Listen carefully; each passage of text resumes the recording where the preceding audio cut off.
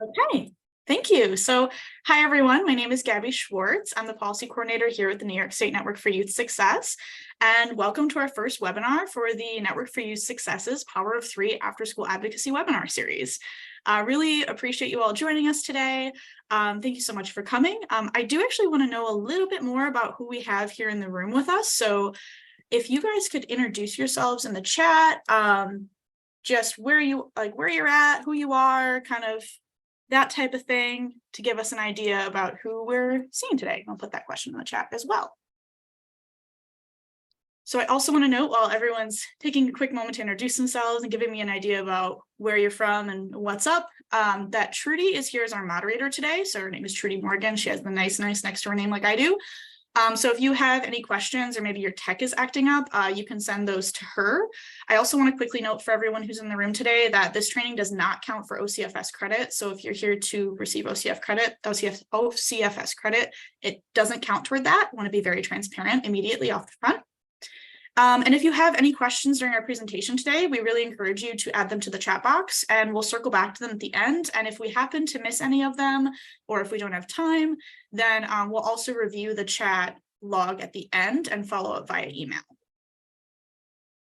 Oh, thank you. Okay, program director from Expanded. Awesome. Thank you for joining us and introducing yourself. Yeah, hi. Hello. Awesome. Cool. Duchess and Putnam. All right. Cool. Thank you, Kathleen. Yeah, wonderful. And if everyone wants to keep introducing, oh, Gabrielle, someone with a name like mine, like, hello, how are you? My name is also Gabrielle. So thank you. It is a good name, a very good name. I do the Gabby to make it a little simpler, but I love the full name right on. And hi, Jasmine. So cool, yeah.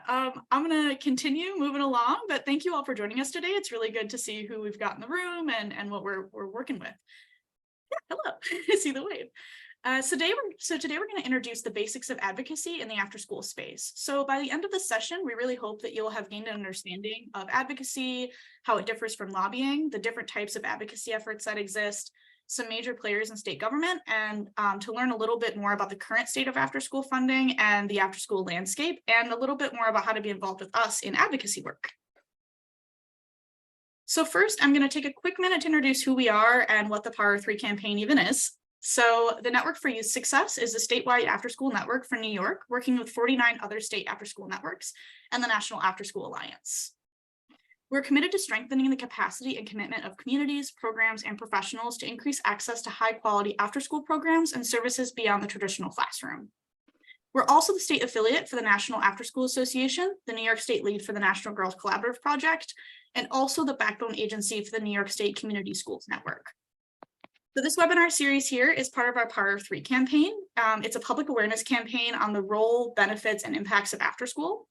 So the goal of this webinar series is to give you insight into the world of advocacy and to empower you to advocate on behalf of after school, summer, and expanded learning programs and the families in your community. You can learn a little bit more about the Power of Three campaign on our webpage, which I'm going to share in the chat box as well, so you guys can check that out. And it also has our other webinar topics up there. We're going to continue to update as we have those and those become available. So we're going to start today by talking about what advocacy is and do a quick overview about how it differs from lobbying. So in its most basic form, advocacy is the act of informing or educating others about a topic or issue area. So advocacy is really important for a lot of reasons. Specifically, it is absolutely necessary for uplifting the issues and values that people believe need to be prioritized in society, including with your decision makers. Your voice is necessary to enact change in your community, and elected officials are presented with hundreds of issues every day to direct their attention to. And as your representatives, they need to hear from you to help understand where to direct their focus on the issues that matter most to you and your community. So if you could let us all know in the chat box why you joined us today, what interests you about advocacy, kind of what brought you into this space to have this conversation with us today and to learn a little bit more. And like always, I'm going to drop the question in the chat box as well in case anyone prefers to read as opposed to hear me say it. Can I just say mine out loud so I don't have to type it in the chat? Yeah, sure. Sorry, I just am feeling a little bit under the weather, so I'm gonna spare you all my work from home sick look. But I'm new in my role and my education. I have a master's in early childhood development, so you know, I have that area covered. But I'm working with a phenomenal school age former educator trainer who leads our school age credentialing program, and I really want her to feel supported by me, because you know, all of the early childhood trainers, they feel very supported because that is my background, and so I know I could know more and do more for school age. So I'm attending a lot of the different learning opportunities that you have coming up, just because I want to grow my knowledge and really hear about what's going on here in New York and how we as the CCRNR can help. Yeah, that's awesome. And I really appreciate you taking the time to learn a little more about school age and do that to support your staff. It's really important, obviously, to be informed, but I really appreciate you taking that step so that they feel supported in that space. We have a hand raised as well. Yeah, go ahead. Hi, Louie here, and I'm in the after school program at the YWCA.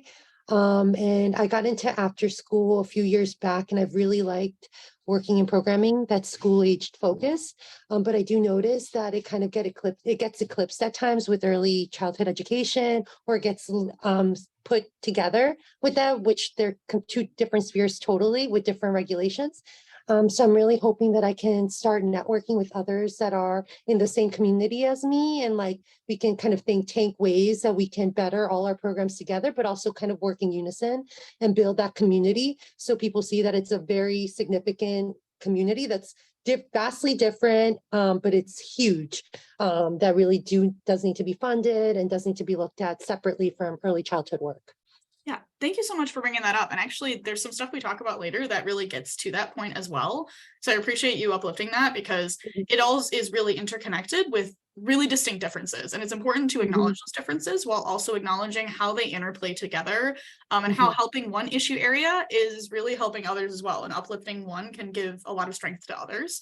And how after school and like school age kind of fits into that conversation is a really important thing to keep like aware of and to acknowledge. It's something that we're gonna talk about too. So I appreciate you bringing that up, because it's definitely relevant. So I'm glad to have you here today. Yeah, and I see Kathleen has also shared the chat too. So lead for advocacy, you're in the right spot. Okay, everyone here is in the right spot, but you're in the right spot to learn a little bit more. So I'm gonna move us along to share a little bit more about like what we're gonna talk about today. So in the context to after school, advocacy can help your community really understand the value, positive outcomes and benefits of after school programs that bring youth and to youth and families, excuse me. So after school is an issue area that exists in a lot of different spaces, like we were just talking about, often at that intersection of education, youth development, and childcare. So this amplifies its capacity to add overall higher outcomes for those other issue areas and have a further reaching impact by working all together. So advocacy also creates an opportunity for you as a supporter of after school to create collective action to help the after school field, which translates into supporting youth and families by helping to communicate their needs to decision makers. Through advocacy efforts, we can inform decision makers of the everyday challenges that youth and families face, and after school space in providing aid for that. There's also a significant and really immediate need for engagement in after school advocacy at this current moment. Over the past few years, despite enormous strains due to COVID-19 and other pressures, the after-school field has received limited additional funding from the state. This lack of investment exacerbates the already too low per-student funding rates and threatens the viability of the after-school system in New York State. There's really an opportunity right now to communicate the urgent need that's present in the after-school field due to that low investment, as well as workforce challenges that they're experiencing. So now we're going to get into some more technical details, and we're going to talk about advocacy and lobbying. So advocacy and lobbying are really similar, but they have some really distinct differences that are important to note. So advocacy is generally educating or informing about a topic. So for example, you'd be telling somebody about the benefits of after-school programs for youth in your community. Lobbying is an attempt to influence the government or a decision maker's action on an issue through oral or written communication. So in this case, decision makers are individuals within the government that have the power to make decisions. So think someone like a legislator, legislative staff, representatives from state agencies like the education department, or even local folks like school board members or mayors. Lobbying is an advocacy strategy that focuses on making decision makers aware of problems or a need and providing a specific solution to address it. So in lobbying, communication would be directed towards specifically a government official, representative, or decision maker on a specific bill, regulation, policy, or program with a position on the issue or an action that the organization would like to see from them. So for example, you're telling your legislator all about the benefits of after school, but you're also asking them to increase state funding. So you have that ask associated with that information. So even though all lobbying is technically advocacy, it's really important to understand that not all advocacy is lobbying. They are distinctly different. The audience and goal of your efforts are really important to identify and know the difference. Also, thank you, Diana, for introducing yourself. Oh, you're welcome. Yeah, just want to acknowledge it. So hello. I actually sent it to the wrong person. Now I sent it to everybody. Sorry. It's okay. It's safe here. So advocacy and lobbying efforts can take a lot of different forms as well. We're going to walk through a few of the larger ones right here. So in the case of legislative, you're really interested in the drafting of new or existing legislation. Budget advocacy deals with the distribution of government funding. Electoral, which aims to influence the opinions of candidates or voters.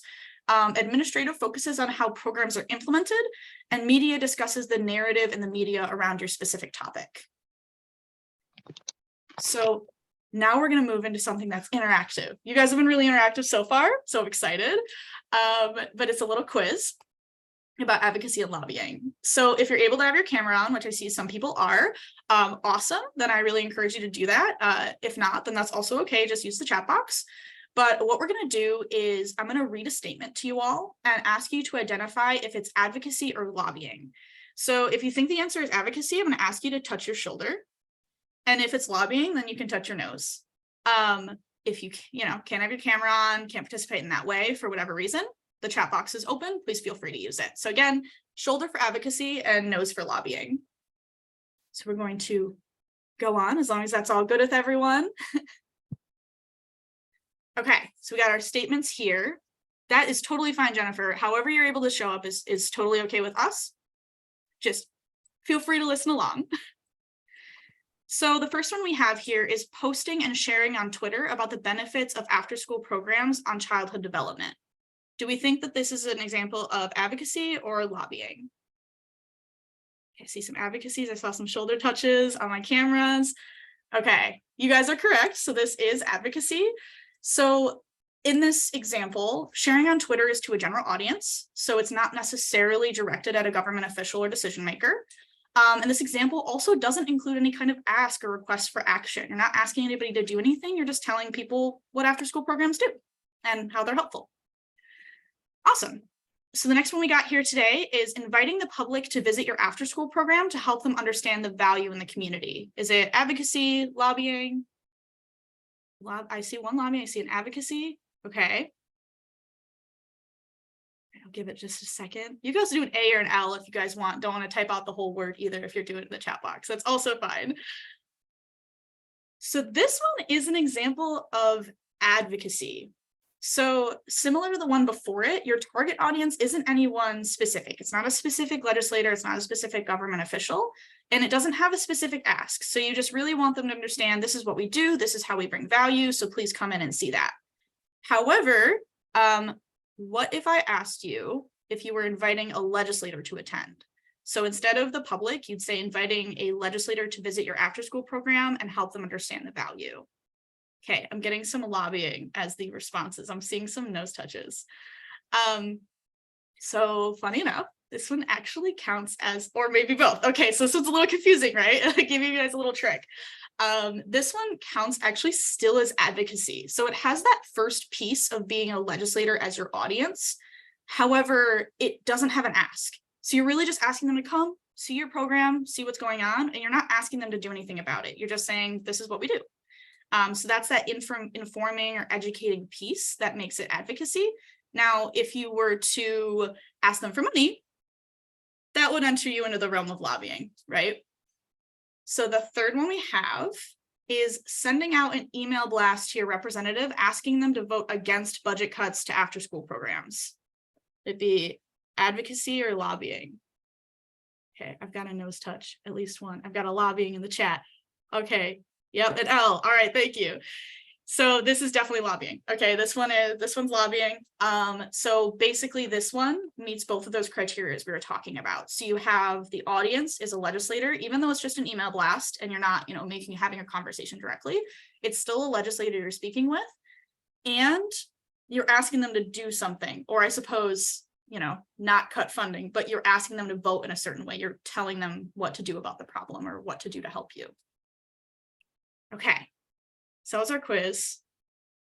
It's our little quiz about advocacy and lobbying. I want to take a quick moment to check in because I know it can get a little confusing with that. It takes a minute to kind of understand, and it can still get a little muddy. So are there any questions? I want to pause for questions about this activity and just see if anyone would like to add anything or ask a question before I move along. In the meantime, I'm going to drink some tea.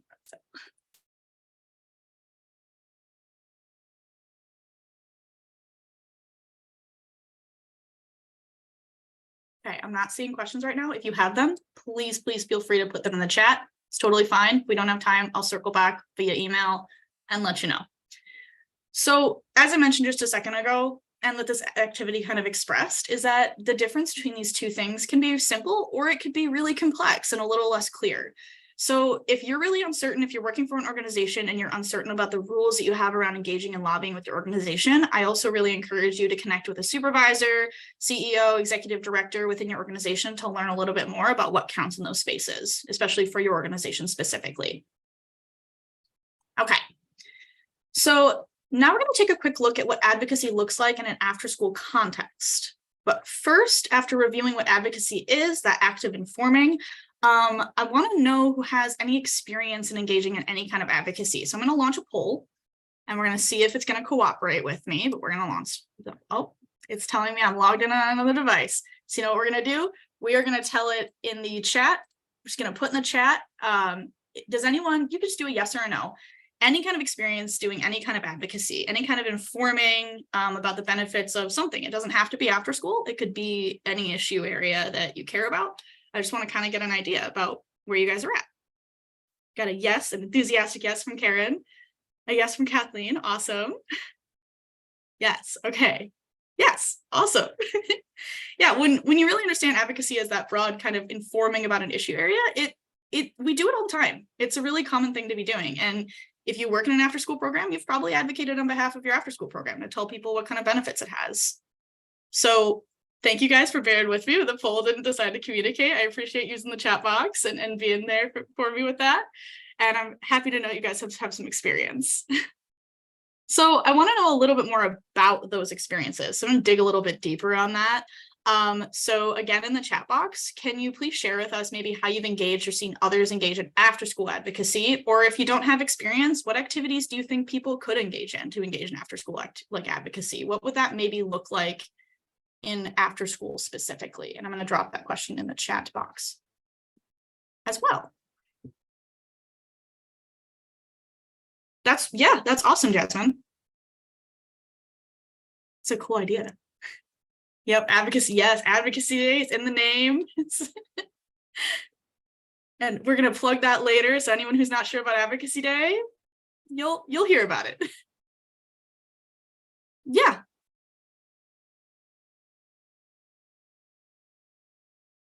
Resource fairs. Okay. And reaching out to community providers. Yeah. Yep, informing the parents. And that's actually a really good point, is that sometimes these audiences don't have to be like anybody who's going to, it can be a parent or a family member or anybody in your community, really. And I think that Marianne added that point. That's really helpful to understand that, like, that is also kind of advocating for your program, is understanding and showing the community what kind of value it brings, including parents. Oh, that's really cool. Yeah, thank you for sharing, Gabrielle.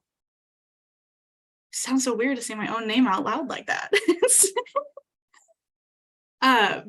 So thank you guys. I really appreciate those ideas, and those are helpful for other people too. So if you saw any ideas you like, it's a good space for that brainstorming moment. So thank you all. Some of the examples that we have, Trudy has put them up on the screen for us. You can check them out, but I'll run through them as well. So after school advocates can invite community members or legislators to a site visit.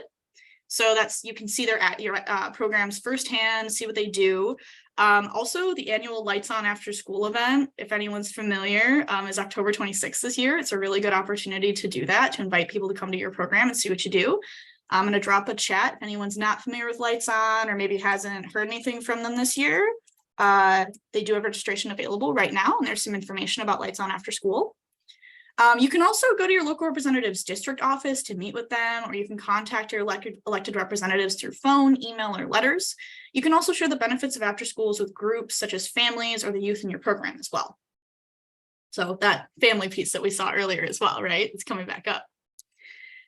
So here at the network, we engage after school providers and after school advocacy through the Power of Three campaign. We mentioned it a little bit earlier. So as we noted, the Power of Three campaign is a public awareness campaign to educate New Yorkers and their local, their elected officials, and their communities on the benefits of after school summer and expanded learning opportunities. So honestly, by joining this webinar series, you are getting involved in the campaign already. This is part of our Power of Three campaign. And to stay engaged, you can continue to attend this webinar series, sign up for the Power of Three listserv to stay up to date and involved in our advocacy efforts. I'll drop links to those as well. We have a listserv where we share all of the advocacy opportunities if you're interested.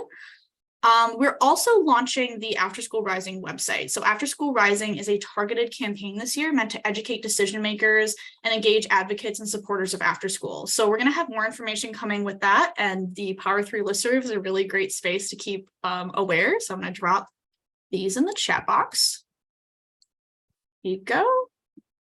Yep, there they are. So the first one is the listserv, and the second one is the webpage for the webinar series, which is one that you guys have seen. We've shared this link earlier. So next, we're going to talk a little bit more about the major players in New York State government. So I'll give you a kind of a lay of the land on that. As a statewide after-school network for New York, we primarily focus on state-specific funding streams for after school. And so in this sense, we're engaged in legislative, budget, and administrative advocacy at the network. We want to give you an overview of the key players in the New York State government and the individuals who have the power to enact changes that you want to see. So in advocacy efforts, it can be really important to identify an individual or groups that have the most power to make time to meet with them and inform them about your perspective and the value of your programs. We'd also like to know if any of you have experienced meeting with decision makers. Again, I think the poll is going to give me a little bit of trouble, but has anyone here had the opportunity to meet with a decision maker? This can be not just a legislator. I see a hand raised. This can be not just a legislator. It could be a school board member. It could be a mayor. It could be someone from a state agency. Like, it can be, decision makers come in all shapes and sizes and forms. They're not just legislators. So if you want, yes, no's, if you want to share who you met with, feel free, drop it in the chat box. Again, my polls are giving me problems, so we're just gonna roll with the chat box today. Got a yes from Kathleen. Thank you, Kathleen.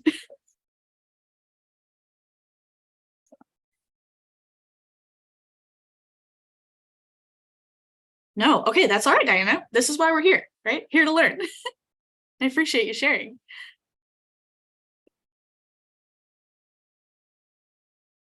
And no, all right, all right. Okay, lots of experience there. Okay, yeah. Yeah, Marianne, that's a good point. Because that principal has decision-making power, so it's good to, have those relationships and build those kind of conversations. Okay, I'm going to move us along, but thank you all again for sharing your experience. And this is going to give you kind of a lay of this whole thing. So it's helpful for us to know where you're all at, where you're all coming from, and how we can kind of supplement that information, right? So leadership in New York State government refers primarily to the governor, speaker of the assembly, and the majority leader for the state senate. So Governor Hochul is the first woman who's served as governor of New York. Assemblymember Hastie is the first African-American to lead the House chamber, and Senator Stewart Cousins is the first woman and woman of color to lead the Senate chamber as majority leader. So there's a lot of firsts in the folks that we have in leadership right now, which is pretty cool. The minority leaders that we have for the Assembly and the Senate are Assemblymember Barclay and Senator Ort too. So these are our major decision makers we have in the kind of New York State government. So this slide kind of gives you a visual representation of the current makeup of the New York State Senate, with majority leaders Stewart Cousins circled. So Democrats are represented in blue and they're on the left side, and Republicans are represented in red and on the right side. The Senate currently comprises of 63 seats, and New York senators are elected every 2 years without term limits.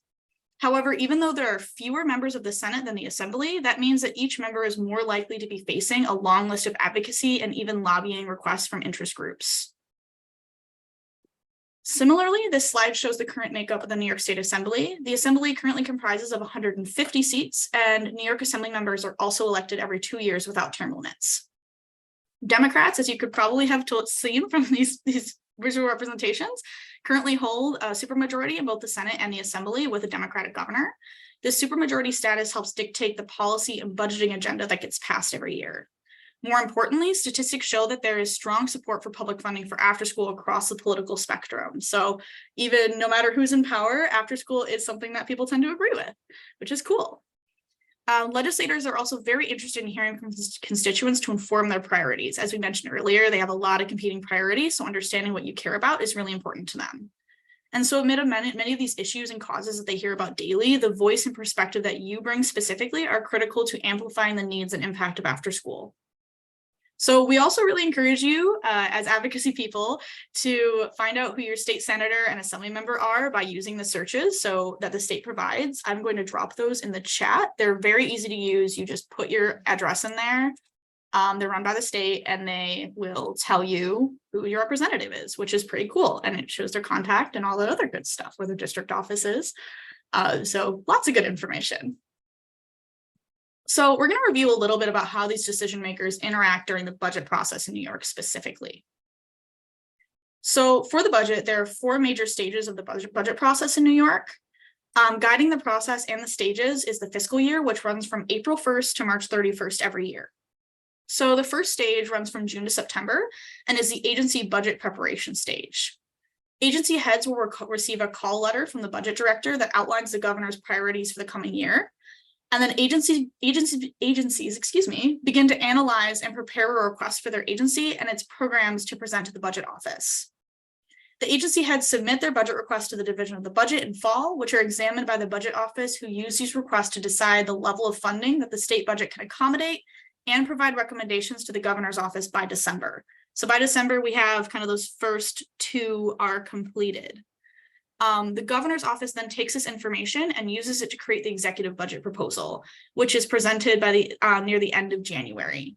So after receiving the executive proposal in January, the legislature analyzes the governor's proposal and hosts public hearings on major programs and negotiates to reach an agreement between themselves and the governor's office. Oftentimes, the legislature will release their one-house proposals, which outline the priorities of the legislature for the budget as well. The deadline for the budget is the last day of the fiscal year. So by state law, the New York state budget is required to be balanced to pass as well. So that's something with the state, they can't borrow like the federal government does. It's kind of an important thing to note as well.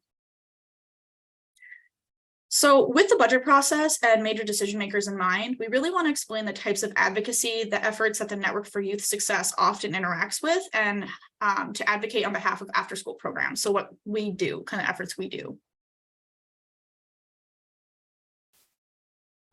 Excuse me, I had to take a quick drink. The network engages in a number of activities to express the value, importance, and necessity of after-school programs to decision makers during the budget season, in efforts to receive additional funding for programs that support after-school summer and expanded learning. After connecting with after-school stakeholders, the network develops various after-school budget priorities. These priorities are then used when meeting with decision makers, which also serves as an opportunity to develop those relationships with those decision makers. These relationships are built upon during events like Advocacy Day, which was mentioned before, where we schedule meetings between legislators and after-school advocates to build that kind of relationship during the budget season. So outside of the budget season, legislators are still drafting, considering, debating, and passing legislation. At the network, we identify challenges facing the after-school field and work to help draft legislation to address or mitigate these issues. This involves more relationship building and the task of providing resources to legislative offices with after-school data and information so they can help make decisions. We also track legislation around that's happening as well. It's another kind of thing that we do on the side with that too.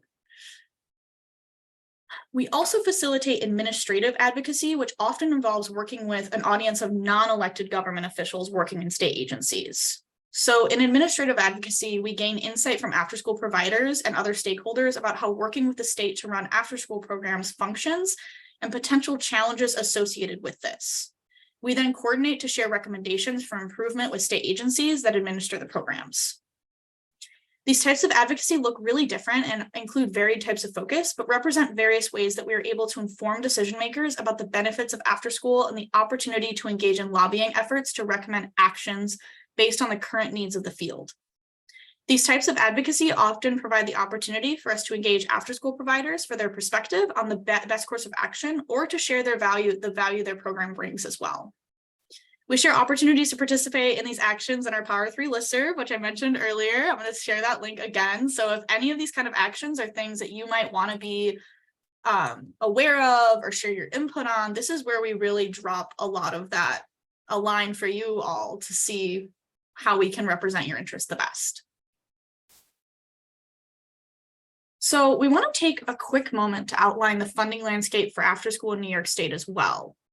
After coordinating with partners, stakeholders, and after-school program providers, we designed policy priorities to garner additional supports for after-school programs, which often includes increased funding.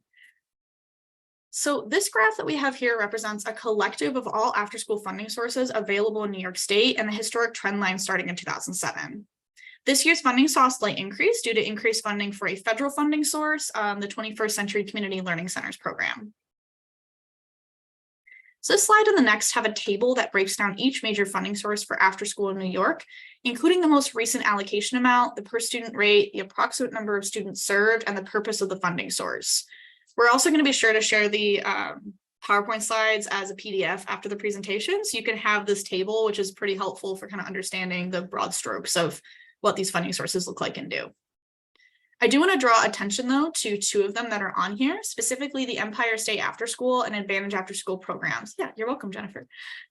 There are two major funding sources supporting after school in New York State. It's those two. So those are our main funding sources. Between these two programs, New York currently invests $88 million directly into after school at two different per student rates, as you can see listed on this table, which are $1,600 and $2,000 per student for Empire and Advantage, respectively. Both programs support communities and youth with fewer resources, with Empire directed toward programs in school districts with child poverty rates over 30%, and Advantage supporting disconnected and high-need youth. Previously, funding for Empire and Advantage were allocated in different sections of the budget, despite the fact that they both directly support after-school programs and are both administered by the Office for Children and Family Services.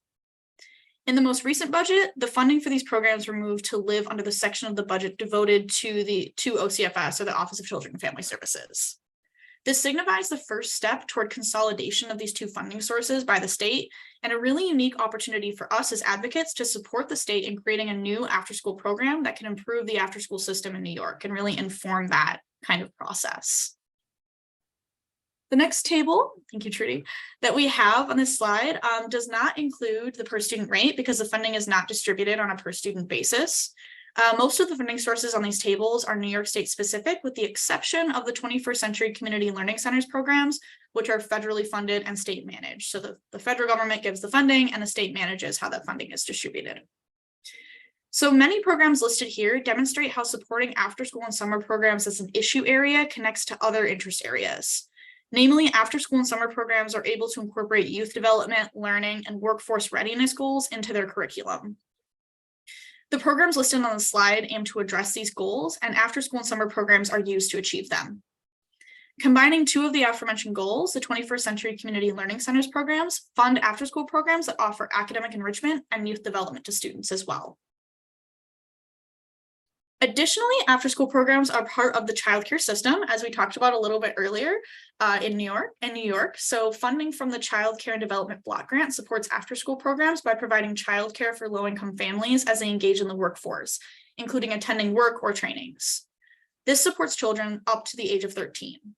Through this funding, after-school supports working parents and caregivers and provides safe, supportive environments for their children while they're working. Expanded learning time and opportunities are also one of the 4 pillars of community schools. So the community school set aside makes up $250 million available to support the transformation of school buildings into community hubs to deliver co-located and schooling support services, including after-school programs. So to address the impacts of the COVID-19 pandemic on the well-being of students, the federal government passed multiple COVID-19 relief measures. Of these, the largest investment in education was through the American Rescue Plan to address learning loss and included after school as an allowable expense for that funding. New York received a total of $1.6 billion that were largely awarded directly to school district and must be obligated in almost a year from now in September of 2024. There were also relief efforts to support the childcare field, including school-age programs. The applications, so one of those was the Workforce Retention Program, and the applications for that are currently live. So if you have a program, I'm gonna encourage you to check that out and see how it can apply to you and what it might look like if you have not already. So let me drop that in the chat as well. They're also doing a webinar, I believe Thursday, correct? With some information as well. It should be on their webpage. So we want to talk about some opportunities to be involved with us. So we want to tell you a little bit more. Oh, thank you, Gabrielle. Yes, that is very, very true. So we want to tell you a little bit more about the largest event that the network hosts for advocacy and your opportunity to participate. We've mentioned it a few times already. It's like building the anticipation. So our biggest event that we run is our Afterschool Advocacy Day.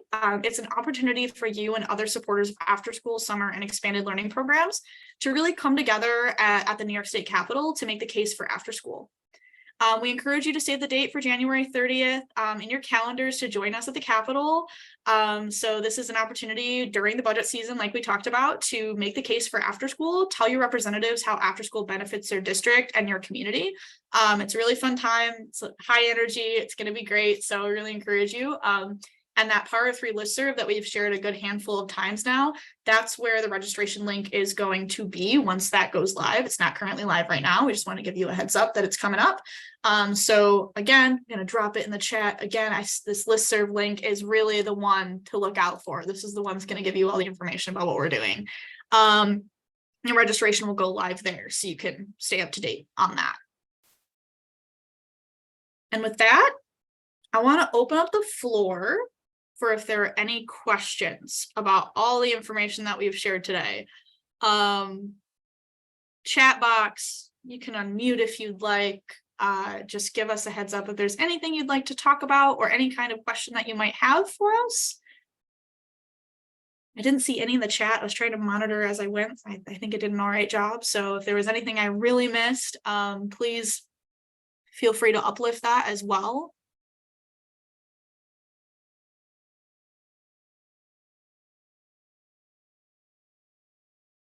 I see a new message. I was scrolling.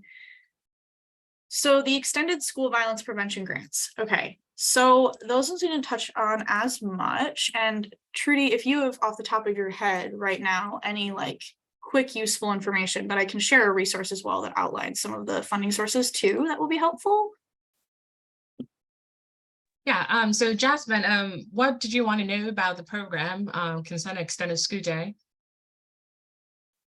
Oh, okay. So it's new. So what I would say, oh, go ahead. Oh no, I was gonna unmute, but if I mute again, it's the outside's really loud. No, I was just curious, like, what kind of programs those could be, just because I know that, like, I'm really interested in bringing restorative justice practices into schools and providing that through our organization. But I didn't know if that's something that could qualify, and I guess because it's so new, I don't really. Like, I just want to know more about it. Yeah, sure. And we will actually put in the chat, we do have a webpage, a public funding webpage that provides more information around the grant timeline and the scope of supports that the grant could be able to help with. But what I would say is that the Extended School Day School Violence Prevention Program is actually one of those programs that have been there for quite a bit. And this is administered by the New York State Education Department. So it used to be separate programs, and I forget exactly when they decided to combine it. So Extended School Day was a program on it, a grant program on its own. School Violence Prevention was a grant program on its own, and then they worked to combine it. But I would definitely encourage you to check out our Public Funding Task Force to get a bit more information there. What I do know is there is no current RFP for that program. I believe the last one was in 2021, and it's a 5-year grant program. And so I anticipate the next RFP process, depending on funding, will be sometime around 2026. Also, based on what Gabby talked about around both Empire State After School and the Advantage After School program, it is possible. And again, this is something that we have no information about, but based on what we've seen them doing the budget, we anticipate that there might be a new grant RFP sometime this fall or winter. And so just again, be on the lookout for information in case that comes out. That's going to be a really important funding source, because as Gabby mentioned, these are the two main programs. Empire provides 55 million currently. Advantage provides 33 million currently. And of course, we are advocating for much, much more money to go through those programs. So in anticipation of what maybe this could look like, it might be an opportunity for you to do what you're saying around restorative justice, which, you know, I think fits and aligns with a lot of the principles that many of these grants are looking for. Yeah, thank you, Trudy. And she put it so much better than I think I would have in that moment. But I just want to reiterate that last point she made, that like the effort that you're working toward, Jasmine, is very much aligned, that restorative justice piece. I think it's really important. So definitely be on the lookout, and thank you for doing that good work. I just want to say that as well. It's really important. And I'm glad that you're looking to a program to do that. So thank you. And thank you for the question. Yeah, I hope, and you can reach out to us as well. I'm going to drop my contact at the end as well. And this is for everyone. So I guess I'll move us along into the last bit. If anyone has other questions, please feel free to put them in the chat. We can take a moment, or feel free to reach out. But so we really want to encourage you to continue attending this webinar series, to continue learning with us about advocacy in this after school space specifically. So our next session, this was kind of the overview session, give you an idea about what it looks like, what the government looks like, how the budget works, like all of that kind of stuff. And how did the 1,600 per youth come about? Oh, that's a good question. Oh, it's definitely, let me see, how do I, yeah, solo. That's what I think too. It's, Trudy, do you have anything to add about how did it come about? I feel like. You know, Empire was initiated in 2017. So a lot of that calculation came into by looking at, you know, the minimum wage at that time, and also trying to identify how impact will look like. So that 1,600, as you said, is very low, and it's actually a point of our advocacy, a big point of our advocacy for us around the per student rate. And similar with Advantage. With Advantage, for instance, we did we had to advocate for them to get it to $2,000 because we were still using 2013 numbers. So we recognize that even at the current moment, if we were looking at all things being equal, accounting for the 5 years or so since 2017, that the rate should be at least at $2,300. So this is us holding everything constant, assuming the 5 years and potential inflation that has happened. It should be at 2,300. And I would even say that 2,300 was prior to the crazy inflation that we've seen in the last few year or two. But recognizing that this is so low, one of our biggest points of advocacy is advocating for an increase in the per student rate. So what we are asking for is a bit times 2 over, which is $4,300. Now we recognize that that is a very conservative number still, because we know depending on the region you are at, the cost for after school can go from anywhere around $4,000 to $10,000 per student. But this $4,300 is what we have identified as the base true cost. So we use the word base because we want to make the argument that that should be the least that you know, the state is offering. So $4,300 per student. Of course, from our perspective, that is exactly how it should be. You know, from the state perspective, we need to make a strong argument for why this should be the case, in part because this is times 2 of what the state currently offers. and more, right? And so that's something that we've continued to emphasize and something that we will continue to emphasize. And that's why we need your help and your voice to be able to show to our legislators and decision makers that $2,000, $1,600 is nothing compared to all the supports you need and then the work that you do to help our young people.